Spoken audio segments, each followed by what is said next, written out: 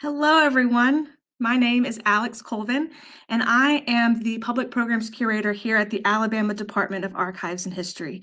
And I'm just so excited to welcome you to our final Food for Thought lecture in our 2020 lecture series. Now, I have a quick announcement before we begin this wonderful program. We will, of course, be returning next year with a 2021 Food for Thought lecture series. We're going to post that schedule at the end of today's program, so you'll be able to see all of the wonderful 12 new lectures that we're going to be hosting next year. But I'd like to go ahead and invite you back for our January Food for Thought. Join us January 21st for Mike Bunn's presentation, 14th Colony, the Gulf South during America's Revolutionary Era. Now, that first one is going to be presented only virtually. So you have to come back to this platform in order to hear it. We are very hopeful that in 2021, we'll be able to return to in-person programming. But as always, you can visit our website, archives.alabama.gov, in order to get the latest updates on our agency status. So today, I get the honor of introducing you to Steve Murray. Steve Murray is the director of the Alabama Department of Archives and History, the state agency that serves as the permanent repository for state government records, a special collections library, and the state's history museum. Murray became director in 2012 after serving for 6 years as assistant director for administration. His prior experience in public history included service as managing editor of the Encyclopedia of Alabama and the Alabama Review, both at Auburn University. And today he is going to present on Alabama's archivist, Thomas M. Owen. Welcome, Steve. Thank you, Alex, and thank you all for being with us today. I want to underscore what Alex said about how much we've missed seeing you all this year and how much we look forward to seeing you in 2021. We hope that you and your families have a safe and healthy holiday season and come back to see us as soon as you can in the new year. I'm speaking today about an extraordinary Alabamian, one who caught a vision of what was possible and undertook the work needed to make it a reality. For those of us who work at the Alabama Department of Archives and History, he is a larger-than-life figure. His imprint is everywhere, in our core mission, in the values of the department, in the vast collections, and even in our built environment. Tom Owen was director here for only 19 years, but his personal influence shaped the work of two succeeding directors, however imperfectly, for another 47 years, spanning a total of 2/3 of the 20th century. After Owen's inner circle finally passed in 1967, 3 more directors, including me, have striven to emulate his best qualities while also finding ways to pursue important work that he left undone. He also set an impossibly high bar on the dapper scale that I will never meet. Now, there is much to celebrate in the life and career of Tom Owen, and this talk will give credit where it is due, to a pioneer in the development of government archives, special collections, and museums. These are some of the major subdisciplines in a field of work today known generally as public history. But in 2020, we cannot speak of Tom Owen without also speaking of a consequential gap in his record, a gap born of society's prevailing values when he lived. It was born of the long sequence of decisions made by white Alabamians to create, grow, and sustain an economy that depended on the differential treatment of Black people. First in the era of slavery, and later under the harsh discrimination of Jim Crow, the convict lease system, and the systematic disfranchisement of Blacks and poor whites. This gap has come to the foreground during a year when our nation has entered a new phase of reckoning with America's history of race and racism. After George Floyd's murder in May, the archives knew that we had online resources, hours of recorded public programs, digitized photo and text collections, and powerful online exhibitions that could be of use to a public attempting to become more aware of issues involved in systemic racism. We knew we could promote these materials, but we also knew that any statement about their relevance would be incomplete to the point of being dishonest if it did not also acknowledge the role of the archives in hindering the public's historical understanding in the first place. Our awareness led to the release in June of a statement of recommitment addressing these issues. We acknowledged that due to decisions made by Tom and other early leaders, the historical record in Alabama had never adequately supported research and writing on the contributions of African Americans in our state. For decades, the development of collections emphasized the experiences of white Alabamians. Publications and speeches emanating from the agency helped to buttress and spread the romantic white narrative of Southern history known as the Lost Cause, which argued the benign nature of slavery, the moral superiority of the Confederate purpose, and the wretchedness of Reconstruction. We do not defend those decisions made at the turn of the 20th century, and we now do our best to shrink the deficit of historical knowledge created by those early policies. But we are left with the challenge of seeking resolution in how we consider Tom Owen today. It is a question not fully settled in my own mind, and perhaps it shouldn't be settled. I will close today with some thoughts on the need to become more comfortable with an unsettled attitude toward Owen and some other figures from the past. But first, let's turn to Tom Owen and his accomplishments. As we proceed today, I hope you'll note his exposure to creative processes and to people who had confidence in thinking big. Tom Owen was born December 15th, so his birthday was just a couple of days ago, 1866 in Jonesboro, which is now part of Bessemer in West Jefferson County, the son of a country doctor and his wife. Both sides of Owen's family had been early Alabama settlers, and a great-grandfather, Marmaduke Williams, was a member of the 1819 convention that wrote the state's first constitution. Tom's early education was at a public school and a private academy. He spent the years from 1884 to 1887 at the University of Alabama, earning a Bachelor of Arts and a Bachelor of Laws degree in 3 years. He was active in debate and oration and rose to leadership in the Cadet Corps at Alabama, but took no history courses. As a 21-year-old lawyer after university, Owen started to practice in the brand new town of Bessemer, part of the burgeoning industrial landscape around Birmingham. And there he wrote Bessemer's first municipal laws. Bessemer had been founded in 1886 by Henry de Bartoleben, one of Alabama's most successful industrialists, to support the local mining of coal and iron. Owen could have been present when the town incorporated in September 1887, and he certainly would have witnessed the transformative effects of industry on the rural stretch of country that he called home. He was exposed to the drive expressed by de Bartoleben in this statement, which has a prominent place in our permanent exhibits upstairs.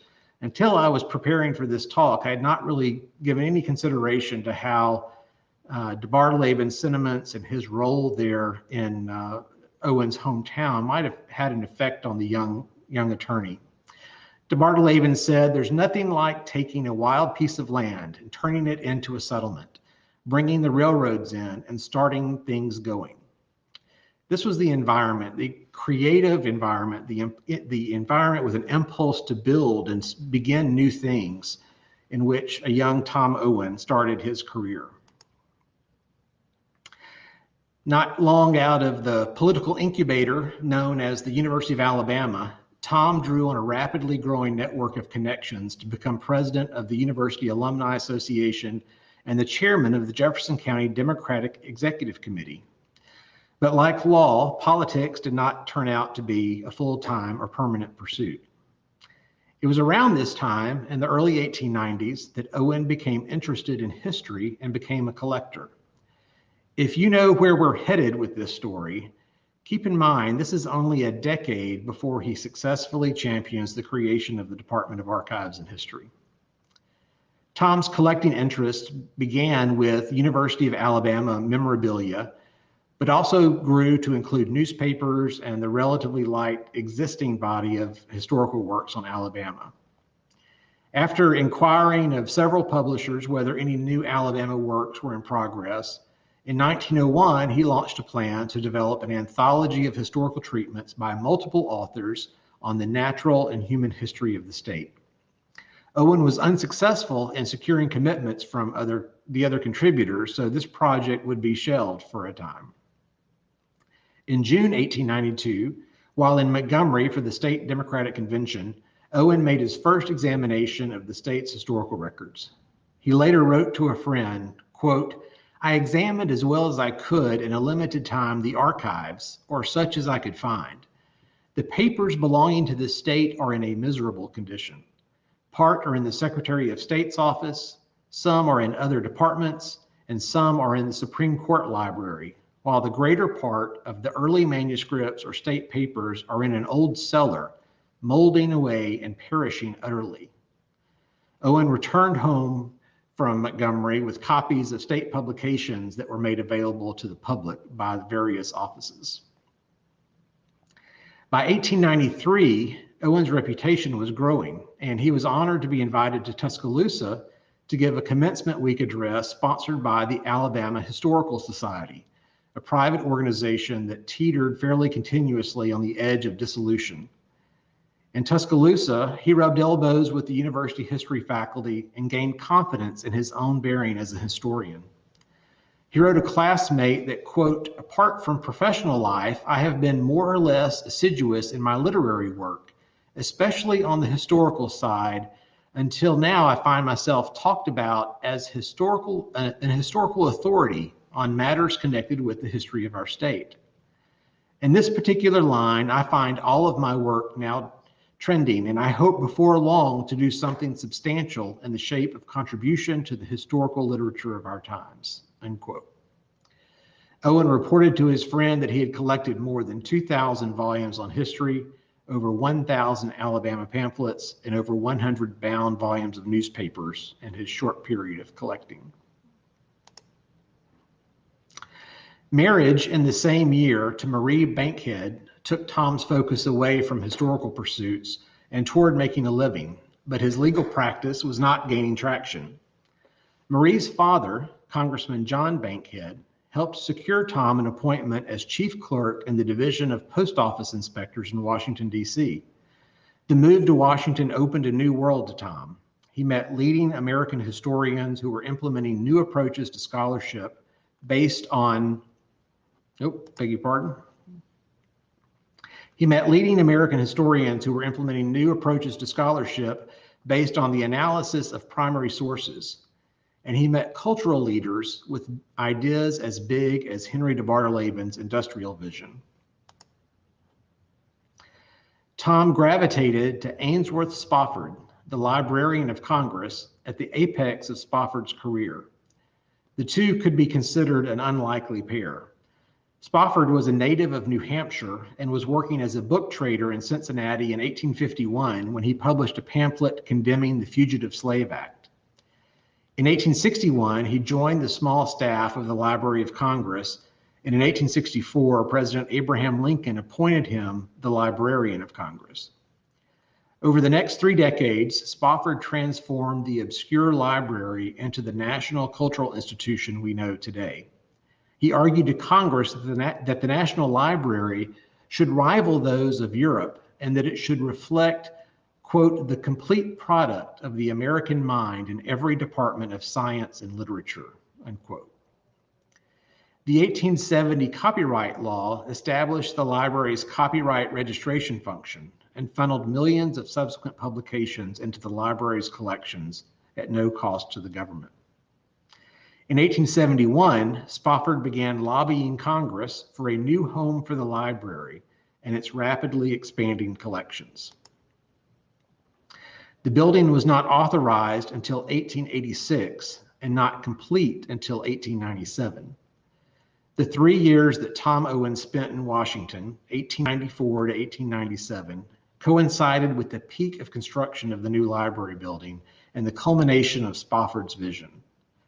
The two established a rapport over discussions of bibliographies, collections, and the symbolic value of grand architectural statements.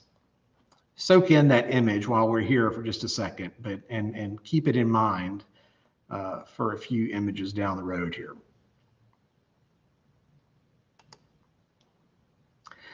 The Owens returned to Alabama in 1897 to start a new chapter. Tom resumed a legal practice, but was soon also back at his historical pursuits.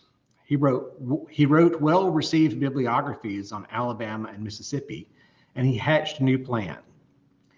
Owens' experiences in Bessemer and Washington told him that he needed a network of supporters.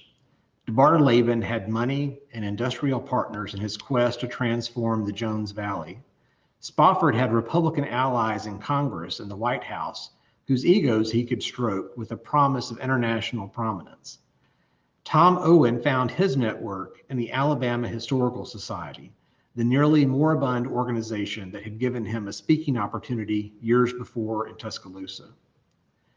Owen convinced University of Alabama historian Thomas McCorvey to reconvene the group in 1898.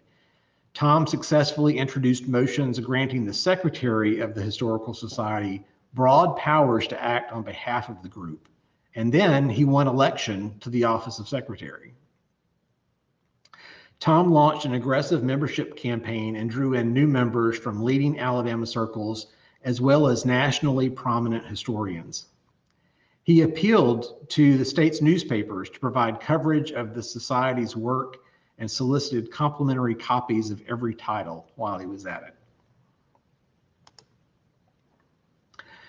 With the new prominence of the Historical Society backing him, Owen shepherded passage of two bills during the 1898 legislative session, one providing state funding for the Society's publications for the first time, and another establishing a state commission to survey the scope and condition of the state's historical resources, including records, relics, sites, and structures. Tom's legislative allies made appeals to the Confederate heritage of their fellow members. On the same day that the state's new Confederate monument was dedicated on the Capitol grounds, the House passed the bill and sent it on to the Senate for quick action. 2 years later, in 1900, the Alabama History Commission submitted its 446-page report, complete with surveys of publicly and privately held collections, the scope of historical education at the state's universities, and information on official historical work undertaken by other state governments. First among the commission's recommendations was the, quote, creation of a Department of Archives and History, charged with the custody of the state official archives and the collection and creation of a state library, museum, and art gallery, with particular reference to the history and antiquities of Alabama, to be under the supervision of a director. It would also gather together the surviving letters and papers of our public men and the large number of interesting museum articles, as well as pictures, which are now awaiting some safe place of deposit. Unless some place is provided for these things, in which Alabamians should take a personal interest, they will find permanent place for preservation beyond the state, unquote. Owen had the attention of the legislature and enough supporters to carry the plan forward. Governor William Sanford endorsed the plan, and by February 27, 1901, the legislation was enacted. 5 days later, the agency's Board of Trustees held its inaugural meeting and appointed Owen director. He received use of the Senate cloakroom for an office and got to work on a gargantuan task, bringing order to more than 8 decades worth of territorial and state records. You can see here some of the dilemmas that faced Tom as he began this work and what he found in the basement of the archives. Tom's accomplishment in such a short amount of time is impressive, and more so when you consider that it had never been done before. His achievement was the first independent government archives in the United States. It was quickly emulated by other states, sometimes nearly exactly in structure, as in the case of Mississippi and South Carolina. The National Archives, by comparison, would not be established for another 3 decades. Clearly, from the beginning, Owen also meant for the agency to have a role beyond the care of official government records. When the legislature was not in session, he put the agency's collections on display for the public's use and enjoyment. The mix of materials included portraiture, landscapes, uniforms, weapons, maps, books, and Native American artifacts. Like Ainsworth Spofford, Owen had a comprehensive vision, or nearly so, of the duty of the new agency to reflect the Alabama experience broadly. Here's another scene. When the legislature was not in session, they allowed Owen and his staff to put out exhibits of the collections in both the Senate and the House chamber. Owen's first office was actually in the cloakroom of the Senate, which was fine, except when the legislature came into session and he was unceremoniously ejected to find whatever open desk he could somewhere else in the Capitol. This was a difficult imposition and certainly made progress iterative when they had such disruptions to the ongoing work of the agency during that time. I want to point out here also, this is one of those images you can see of collections in the House chamber, and right there just left of center on the floor, just to show you kind of the thread of continuity that runs through our collections and how prominent some pieces were from the very beginning. That's an artillery piece on the floor that was brought to Fort Toulouse in 1717 when it was established by the French, and has an interesting history of its own, but wound up quickly in the hands of Tom Owen after the archives was created in 1901, and it still sits in that same carriage in our permanent exhibits upstairs. Many, many generations of Alabamians have come to see the Fort Toulouse cannon, and still do today under normal circumstances. Now, Owen was not one to rest on his laurels. The agency was created as he had intended, but crashing on the legislature's couch was not a permanent solution. So when the state created a commission in 1903 to oversee the construction of a new wing on the south side of the Capitol, Owen was conveniently available to serve as its chairman. In the process, he gained a large space for offices, the library, and displays on the second floor, and improved basement space for collection storage. Construction began in 1906 and was complete by 1907. Also during these years, Owen received an honorary doctorate from the University of Alabama. Tragically, a home that he and Marie built on Felder Avenue in Montgomery burned to the ground just months after they moved in. His vast personal library and everything else they owned was lost in the fire. But they moved in by 1907, and just to give you some orientation to the space that we're talking about here, this is a view of the south end of the Capitol from the front of the archives building today. And the room that we're talking about that Owen acquired is circled here on the screen, and it's that quadrant, the southeast corner of the south wing, that was complete in 1907. Despite the personal loss of the house fire, the completion of the new wing brought a bit of elbow room for Owen and his staff, at least for a while. It didn't last too long, with the collections growing at a phenomenal rate. Owen's annual reports to the Board of Trustees during these years report constant receipt of materials of large varieties, including artwork, manuscript collections, increases in Civil War records, especially unit rosters, muster rolls, and a growing number of regimental histories that Owen was helping to facilitate the writing of. At the same time, they were continuing to work on the massive backlog of organizing the official state government records that they found in the basement during these early years. Those included everything from governor's papers, territorial papers, to Alabama's previous state constitutions. Now, I want to take a moment and note that neither Owen nor any other director of the Department of Archives and History has ever undertaken this work alone. And I think it's important for us to pause and recognize the folks who supported him in this effort and helped to make it possible.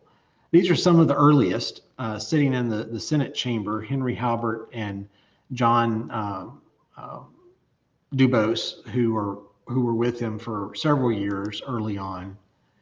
This is Owen and several members of the professional and clerical staff. This is in the new home of the archives after 1907. Clerks, stenographers were all especially important during these early years when Tom was not just collecting materials, but producing publications and circulars at a rapid rate that required a good bit of production effort to get those out into the public.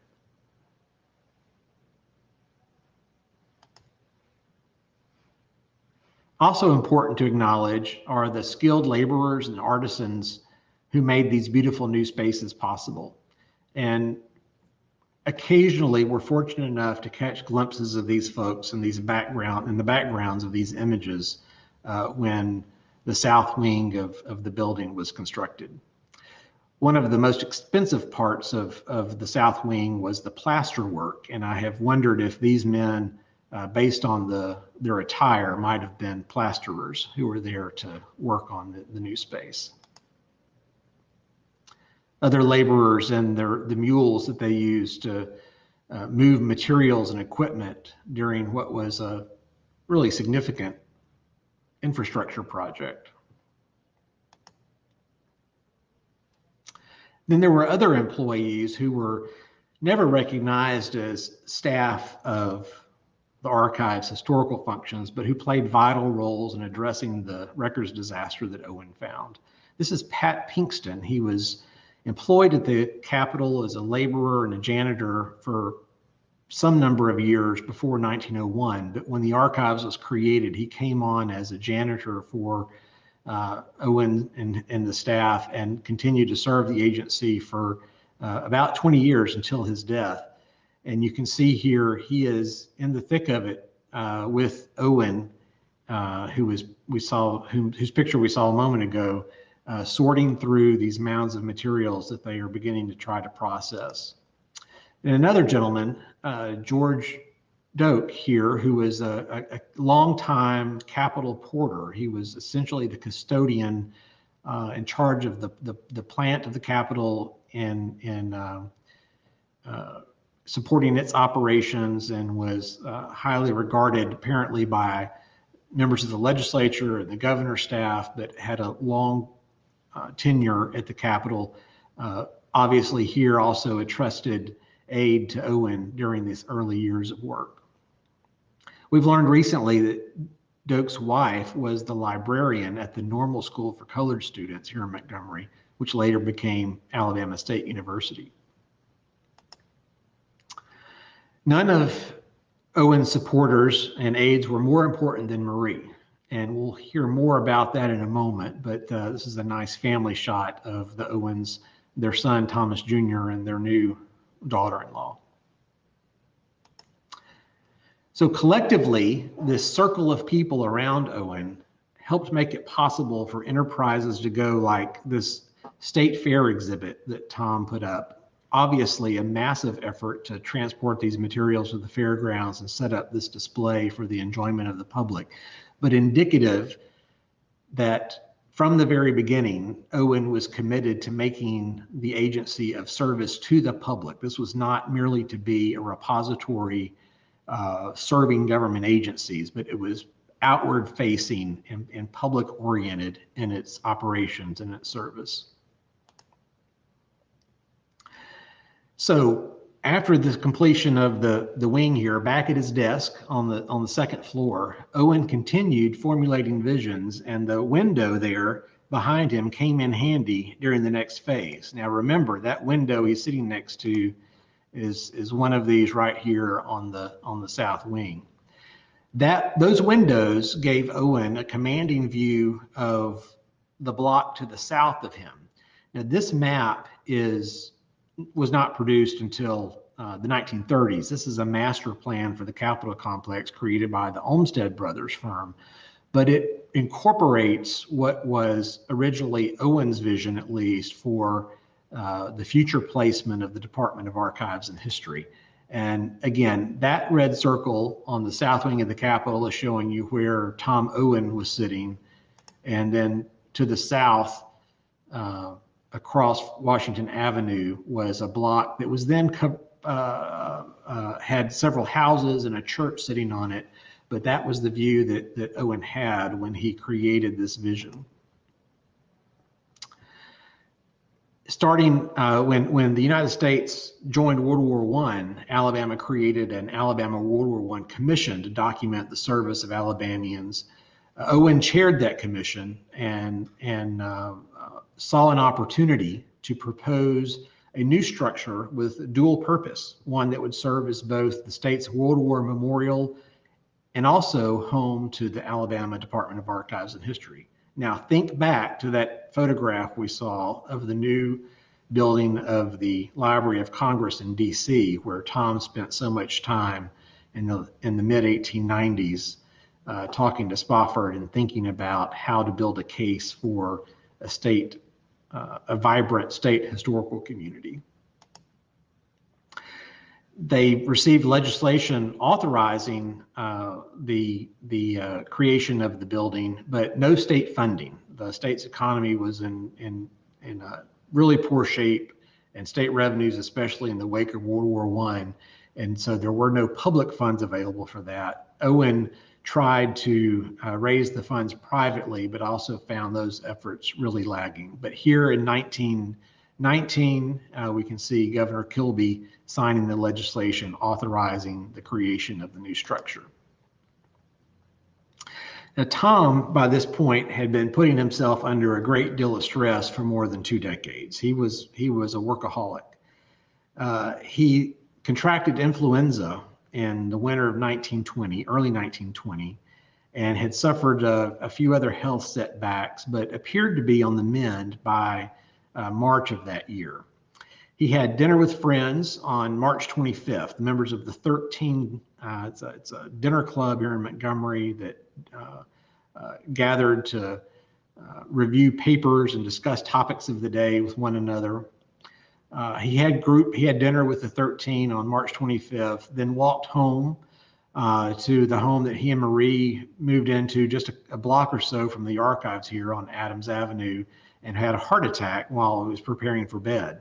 Marie was out of town at the time. She was in Washington, D.C. after her father had died earlier that month on March 1st. And when Owen died, he left undone his 4-volume History of Alabama and Dictionary of Alabama Biography, an enormously consequential reference work that Owen had begun in 1914, much delayed from that original idea that he had proposed back in 1891. Determined to see the work completed, Marie corralled the staff and the clerks here at the archives and helped to complete the work and to carry it forward to publication in 1921. Marie was also appointed Tom's successor as director of the archives soon after his death. And she became ultimately responsible for fulfilling another of Tom's initiatives. And this one proved to be her greatest contribution, in my mind, to the agency and to the state of Alabama. With the help of her brothers, John Jr., who was a U.S. Senator, and William, who was the Speaker of the House, she was able to secure federal funds sufficient to construct the central portion of a new permanent home for the department. Now, there was a larger structure that had been envisioned, but she was able to do quite a bit with the resources that she had, and this central portion opened to national acclaim in 1940. It was dedicated through a series of events over the course of that year, including the annual meeting of the Society of Alabama Archivists. About every 35 or 40 years after, the additional wings have been added to complete the original vision for the building. So in 1974, the Coley wing on the east end of the building. And then in 2005, the west wing was completed. Tom Owen would recognize much of the work that we do today. It is built on his legacy, though we have adopted new technology and a broader vision of history over the years. The core principles of collecting, preserving, and sharing materials from the past remain. At the heart of Tom's legacy that we embrace is a commitment to public service. Late in his life, he wrote, "The department is in every sense one of service and help. It aspires to be an uplifting, refining, and stimulating force in state life, and in a high degree, it is meeting these ideals."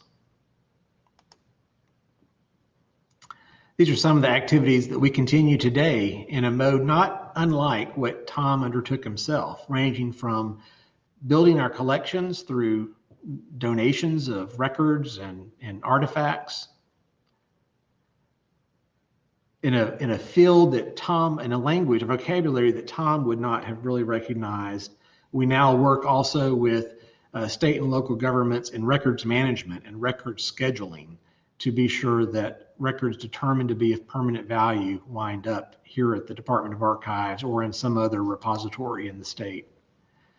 Our collections managers do work that would have been very familiar to Tom, being sure that we have things properly cataloged and conserved for long-term preservation. Our museum collections, pieces that Tom would know personally and know well, those of course have been added to dramatically over the years, but our curators continue to give loving care to those materials. School tours have become a very important part of the work that we do here, and now generations of Alabamians have included the archives as part of a pilgrimage that they make to the state capitol every year. Owen wouldn't have seen those types and numbers of students coming in together, but he was very keen and attuned to the needs of history education, and he helped to create some of the first organizations of history educators in Alabama. And that's a legacy that we have maintained through our very vibrant K-12 professional development series.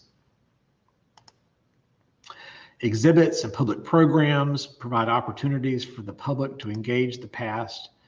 We are a major player in the state's commemorations of significant events like the bicentennial that we just completed. And this is where the technology would be foreign to Tom, but the idea that we do all that we can to promote public access to materials, he'd be very comfortable with. We're doing that now increasingly through digitization, so that no matter where you are, as long as you have access to the internet, you can engage and benefit from access to these amazing collections that have grown here. And of course, maybe the most traditional form of providing access, our research room, where even during the pandemic, we are welcoming researchers on an by-appointment basis and continuing to provide that important service to the public. Now, having honored that tremendous and positive legacy, we must also return to the gap that I mentioned. The recognition that the agency did not serve the interests of nearly half the population of Alabama by declining to collect, preserve, and share African American history in the same way that it did for white history. Some observers have questioned whether our statement of recommitment is an unfair critique of Tom and also of Marie, an exercise in presentism. But our objective is not condemnation of the Owens for being products of the times in which they lived, or for being flawed human beings, as we all are. Our purpose is to approach this part of Tom's legacy with honesty and to reduce two lingering deficits. One is a deficit in our ability to provide historical and genealogical resources to Black Alabamians. The second is a well-justified deficit of trust on the part of African Americans toward the Department of Archives and History as an entity of state government and an historical institution. They have known for generations that the Confederate-oriented work of the department was prevalent enough to lend a defining hue to the archives as a whole. Now, to be clear, given the magnitude of the Civil War's consequences and the centrality of that conflict to Alabama and U.S. history, it was entirely appropriate for Alabama's historical agency to document the experiences of white Alabamians during and after the war. But also entirely appropriate and glaring in its absence was concomitant effort to document other events of extraordinary significance, the emancipation of more than 400,000 enslaved Alabamians and their experiences in becoming free people, citizens, and voters. The correspondence, acquisition records, publications, and exhibits of our agency all point toward the primacy of the former, not the latter. It is not difficult to discern why the Owens pursued one effort and not the other. In the same year as the archive's creation, the state of Alabama declared its commitment to white supremacy through the adoption of the 1901 Constitution. What had been de facto became de jure through the disfranchisement of African American voters and many poor whites, some of whom had allied with African Americans and the Republican Party and the populist movement in preceding decades. The Owens, especially Marie, were members of the dominant racial and socioeconomic communities that had codified the state's commitment to white supremacy. The Owens were products of their time in many ways, but they also could grow beyond what might have been expected of them. There's no doubt Tom swam upstream to secure the creation of the archives, and he expounded an extraordinary progressive vision for a state cultural library that was part repository, part museum, and part library.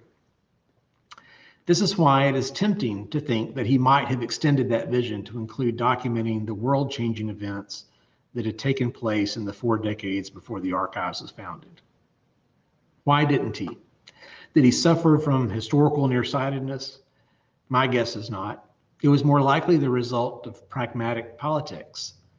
Convincing the legislature to create a new function of government was one thing, but prevailing against the strong current of racial attitudes and practice would have been something else. So in a time when the names of previous governors and politicians are being removed from public buildings for their part in Alabama's racist past, how should we regard Tom Owen?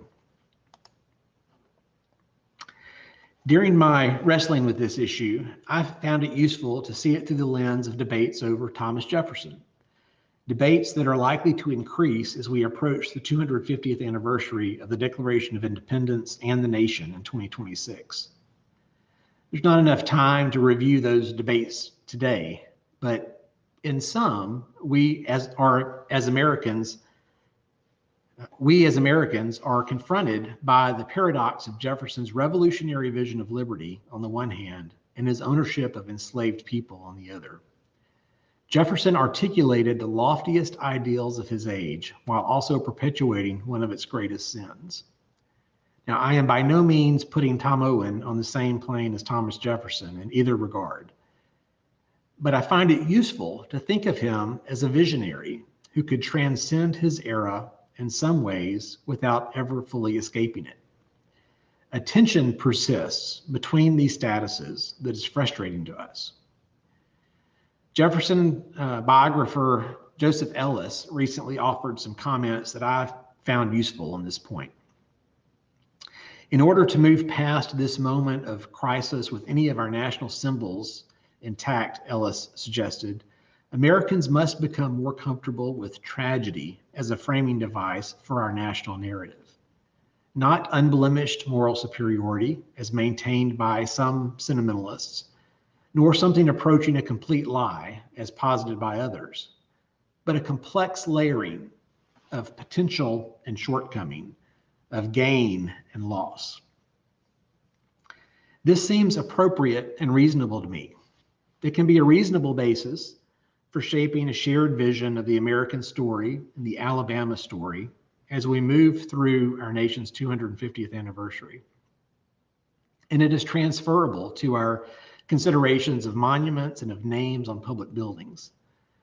In the case of Jefferson, a reasonable question is not whether he fell short of his own aspirations and our expectations, as he certainly did, but what was the net result of his contributions? What foundations did he lay on which we as a society continue to build toward a more perfect union? Closer to home, In the case of the Owens, or the names of buildings on university campuses, a reasonable approach might examine what those individuals left to us as groundwork on which the lives of Alabamians have been improved and can continue to be improved. This is a more complex process than merely detecting racist or segregationist sentiment as a litmus test, and it will take more work. Some of these individuals will not measure up, but some perhaps will. Several ingredients are needed to undertake this work: people of goodwill, good history education, a willingness to complicate our understanding of the past. A willingness to complicate our understanding of the past and to take our heroes down a notch, a willingness to invest in correcting the mistakes of the past, and some sound leadership. If we move through this current era without undertaking this work, we will have missed a rare opportunity. Alabamians, of all people, know the significance of a moonshot, and I do not think it hyperbole to say that this is our moonshot moment of the 21st century. We can stay in our present trajectories with rival visions of America, or we can choose to find a new basis for an American story that celebrates our ideals while recognizing our shortcomings and pledging our commitment to the fulfillment of our best potential. This is our task, our historical moment, and I'd like to think that Tom Owen would today, if he were here, encourage us to embrace it. Thank you. Thank you, Steve. We have some time now for question and answer. So if you have a question for Steve, go ahead and put it, whether you're on Facebook or YouTube, put it in the comments and we'll be able to see it and share it directly with Steve, and he'll have a chance to answer it. So first, I have a question. Thank you for that really insightful look at Tom Owen, both putting him in his time frame and kind of explaining the history of the archives within that. I actually had a question about the process of collecting those private materials. So obviously there was already a connection for government records and for public records, but how did you actually acquire some of those collections from private hands? Did you have to convince people to trust them to hand over their materials, or was it something that people were willing to give over to him? That's a great question. It's an interesting mix, really, because I think what was most effective was that Tom was a tireless letter writer in an era where I don't think we can relate, even though we were buried by email sometimes. Tom's generation were cranking out correspondence at an amazing rate. And this is where he was able to build on those extensive networks that he had created as an attorney, as through his connections with the university, in organizing the Alabama Historical Society. He was able to reach out to an incredible mailing list, and he was always inquiring not just about what collections someone might have that would be appropriate for the department's collections, but whom else do you know and what other materials are you aware of? This was just part of his regular effort to outreach and always to try to collect information. He had an incredible capacity to try to soak in every potential source of information that he could identify. So that was an important part of it. But another, and this is reflected in the early minutes and his early reports to the trustees, is that the public was aware that people were watching what was happening. And so he was being approached on the basis of what people had read about in news coverage of the creation of the archives. And really, without invitation, people were approaching him to bring materials and offer them to the agency. Both of those efforts still characterize the work that we do today. We don't have quite as the kind of output that Owen had in terms of proactively seeking materials, because we've brought in so much over the last 120 years. But we still today rely on a mix of direct contacts and networks and people who know people, and then inevitably the phone call or the email that arrives unexpectedly. to inform us about material, and that people are looking for a trusted repository, a trusted home where their treasured materials can have a permanent placement. Perfect.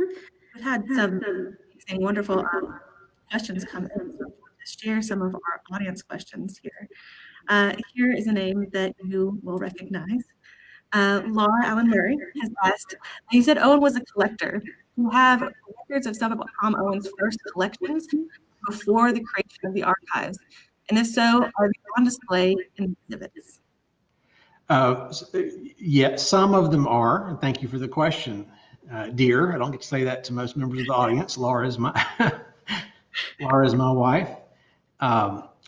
We know that he was collecting newspapers and books, some of which were added to the permanent collections of the archives. And there was a little bit of a blurring of lines, I think, in those early years between things that he was personally trying to acquire, materials that were going to the Alabama Historical Society during that brief period in the 1890s when it was starting to build some collections, and then things that came through official channels after 1901. What's really tragic, and this is one of those moments that we regret so much in the history of the organization, is that house fire in 1906. We have no idea what was lost in when that home burned. Peter Brannan, what we know about that comes from Peter Brannan, who was working for Owen by 1910 and 1911. And so he's writing this many years later and recalling that. Obviously, you know, that kind of disaster is always a traumatic event for a family, no matter the circumstances. But Brannan clearly recounted that there were tremendous collections that went up in flames in that house fire.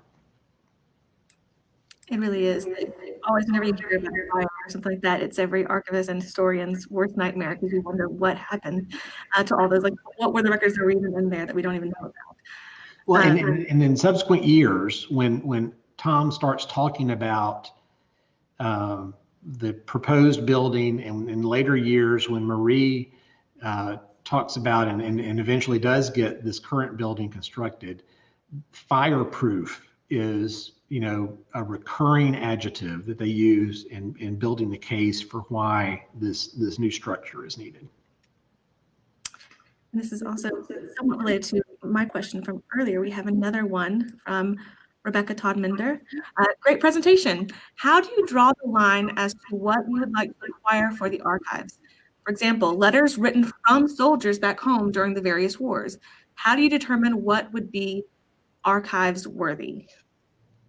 Great question, Rebecca. Thank you. We do have a set of criteria that we apply today, and that's those criteria include: does it have a direct connection to Alabama in some way? Because Tom actually started out with a broader vision of collecting regionally and even nationally in some ways in terms of the book collection. That's an effort that we could never have sustained over the long term. It is not necessary because there are other repositories that collect material beyond the borders of Alabama. So we're looking for materials that are specifically related to Alabama in some way. We always consider their physical condition. Will they require any type of special conservation treatment? And if so, what might that cost, and what might it require in terms of investment for us? And then also another criteria is what's really known about the collection. We're always looking for good provenance, because the more that the donor can tell us about when the materials were created, where and by whom, the more effectively we're able to use those materials in interpreting them and sharing them with the public and making them useful. So we're always looking for good provenance. And then finally, we look to see if the prospective donation duplicates substantively other materials that we have in our collections. So that doesn't often happen with correspondence and letters and photographs, because everyone's experience is unique. But for example, occasionally we are approached by collectors who've accumulated political ephemera, Alabama campaign buttons over the years. We have lots of Alabama campaign buttons in our collections. And if it's of a time period and for a candidate for which we already have many of those, we would graciously decline and try to help those donors perhaps find another repository where they would be more appropriate. Perfect. That wonderfully kind of answers the complex, there's a whole nother story we could do. And hopefully we'll be able to do it behind the scenes on how we collect and the process of collecting through the registrar's office, because I know it's a very complicated and complex process. We have one here from Scotty E. Kirkland. Beyond his work to bring together historical materials, could you talk about Owen as an early preservationist of the state's historic sites? Yes, so the early scope of the department's mission was broader than it is today. I've talked about, I've used the term library some today, and in fact, we are a library, a special collections library, but Owen was applying the term in a broader sense of a more universal type of collecting. Another area in which he was very interested was in marking and preserving historic sites. And early on, the year after the archives was created, for example, was the anniversary of Mobile's founding. And he was engaged early in that commemoration effort and the examination of sites in Mobile that needed to be preserved for their historical value. He also helped to draw attention to other sites around the state, like Fort Toulouse, for example, and Moundville, those sites that many of us treasure today, and was an advocate for that work. Another type of work that Tom conducted that I didn't mention today was an excavation, and that was undertaken with the group called the Alabama Anthropological Society, in which he was a leadership position. And over many years, he and the other members of that organization did some of the earliest excavation of Native American sites in central Alabama and created ultimately a very large collection here at our agency. We're going to be talking more about that work and that collection in 2021. So I hope the public will come back and follow along on that story as well. We have a question here from Kathy Jones that brings us back to the idea of our recommitment. Are there plans to recreate the stories or records of what happened to people of color in Alabama? Great question, Kathy. Thank you for that. We are approaching that challenge in a variety of ways. One of the ways that we know where we, I think, have the opportunity to have the greatest effect is in opening government records to examination in a way that was not possible previously, and trying to make it easier for researchers and for educators and the general public to understand the African American experience through records like court records or incarceration records, or even the records of our Civil War and Reconstruction era governors. That's where digitization comes in, and new technology that we're investing in to make it easier to index and transcribe digitized materials so that the public can find them in a much simpler way. That's an important part of what we're doing, and we have created a couple of new projects that are off the ground and running already to try to do that. We're also going to be looking to continue to acquire collections that we don't have that help to document particular episodes in our history or experiences of individuals. And so we're always interested in talking to potential donors. We will never eliminate that deficit because so much of that material from the 19th and early and mid 20th century was lost permanently. Now, there were other organizations, including the HBCUs in the state, that were collecting increasingly over that time period, and they have done wonderful work to help preserve African American history. But we know that there's so much that was lost to time and damage and destruction that we'll never be able to recover completely. The flip side of that is in sharing that story. And so also we're using technology in some new ways in the future, and we're investing in new capacities to tell stories virtually and online. And we'll be making some announcements about a really exciting project in the next several months, where we hope to be able to not just tell you a story in a new way online, but actually physically expand the footprint of the department into other parts of Alabama. Perfect. Thank you so much. Brings us an hour, so I'll make sure to give everyone time to end their lunch hour. But thank you so much for this wonderful, insightful talk on not just the archives past, but its future as well. And everyone who's watching right now, coming to your comments is a list for the 2021 Food for Thought schedule. So please, we hope to see you back here again on January 21st. Thank you.